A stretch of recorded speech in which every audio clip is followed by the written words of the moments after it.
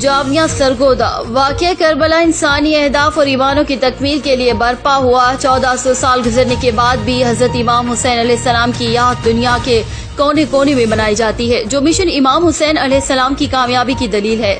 ان خیالات کا اظہار مولانا ممتاز احمد کلیار نے مرکزی جامع مسجد کلہ جاویہ میں 92ویں شہدائے کربلا کانفرنس سے خطاب کرتے ہوئے کیا، جس کے منتظمین مولانا مفتی احمد الرحمان اور مفتی متیع الرحمان ہیں۔ انہوں نے کہا کہ شدید مشکلات اور تکالیف کے باوجود حضرت امام حسین علیہ السلام کے پائے استقلال میں ذرا بھر بھی لغزش نہیں آئی اور 10 محرم کو عزم و ہمت کی عظیم مثالیں قائم کرتے ہوئے جام شہادت نوش کیا۔ یزیدی افواج جیت کر بھی ہار گئی۔